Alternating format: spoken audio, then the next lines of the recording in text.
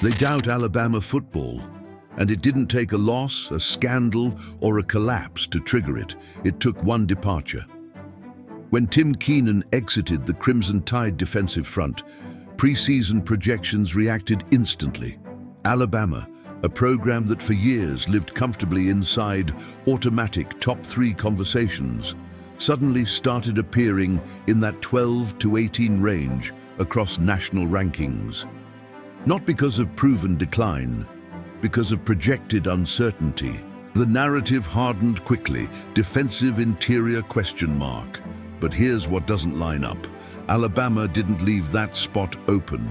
It brought in Terrance Green, 6'5", around 330 pounds, rotational contributor at Oregon, and ranked among the top defensive linemen in the transfer portal by major recruiting services. This wasn't a desperation move, it was a calculated addition. So why does the perception feel heavier than the facts? Is this about performance or familiarity? Is the country reacting to production data or to the absence of a known name? Because history shows something important. Alabama has often been most dangerous when evaluation lags behind reality. And if that pattern repeats, the current doubt might not age well. So what exactly are people missing? Tim Keenan was not a headline defender.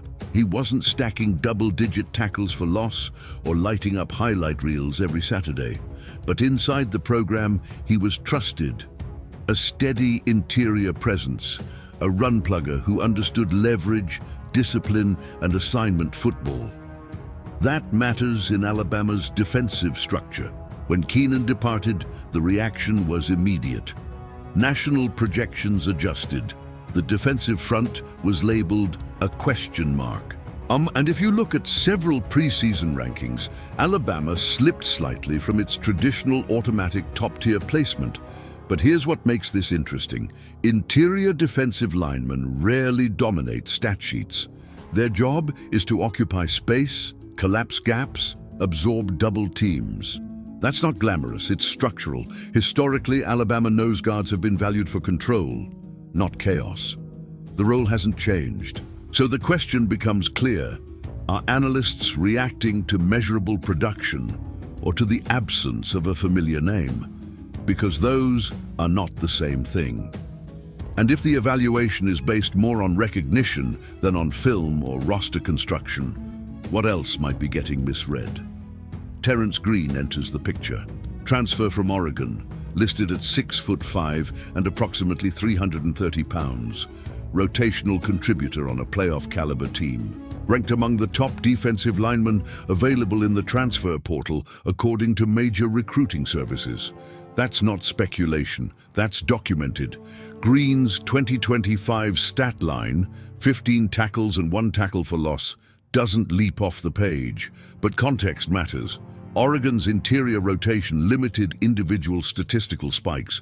The role he played mirrors what Alabama traditionally asks from its nose guard: anchor, absorb, reset the line of scrimmage. There's another subtle factor here. Keenan was developed internally. Fans watched him grow. Green arrives externally, and when a player arrives from the portal, perception automatically shifts toward uncertainty. But the modern college football reality is clear. Elite programs adapt through the portal strategically. Alabama did not scramble for a replacement. It targeted one of the most physically imposing interior defenders available. So is this a downgrade, or simply a shift in how roster construction is perceived? And if Alabama evaluated Green as a fit for its scheme, what are national projections missing? For years, Alabama was ranked high by default. Depth, recruiting classes, defensive identity, the assumption of dominance. Now that assumption is being tested. Alabama isn't universally projected in the top 3. In some lists, the Crimson Tide sits between 12 and 18, not because of a catastrophic loss, not because of a losing season, but because of uncertainty. Rankings penalize uncertainty. Green's role doesn't scream highlight material, but at nose guard, disruption often means forcing a running back sideways instead of forward. That impact doesn't show up in box scores. It shows up in third and long situations. Historically, Alabama has navigated transition seasons successfully. The program's depth and structural discipline tend to absorb departures more smoothly than narratives suggest. That's not mythology, that's documented pattern. So here's the deeper layer. Is this recalibration being interpreted as regression? Or is the country adjusting to a version of Alabama that is no longer assumed dominant by default? Because there's a difference between being doubted and being weakened.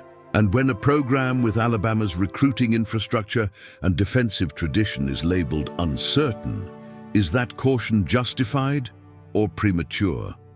The real story isn't whether Terrance Green replaces Tim Keenan 1-for-1. The real story is how quickly perception shifted the moment a familiar piece exited. Alabama did not leave a void. It replaced experience with measurable size, portal valuation, and 2 remaining years of eligibility. That is roster management, not retreat.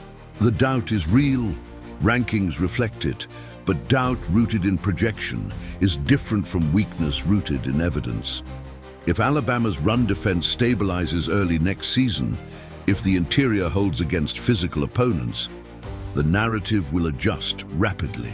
Not because Alabama transformed overnight, but because the evaluation caught up to the roster reality. And that possibility is what makes this moment compelling. So the question isn't whether Alabama lost something. It's whether the country has already decided what this defense will be before it actually sees it. This offseason marks something subtle but significant.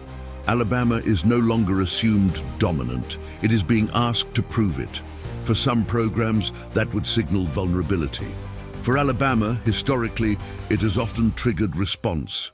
Is this version of the Crimson Tide weaker, or simply operating without automatic benefit of the doubt? Is Terrance Green a downgrade, or the first sign of a recalibrated defensive identity? And if perception moved faster than analysis this February, what happens when games begin and reality replaces projection? Comment below. Is Alabama being misread this offseason? And if doubt is growing nationally, could that be the most dangerous version of Alabama football yet? Roll Tide.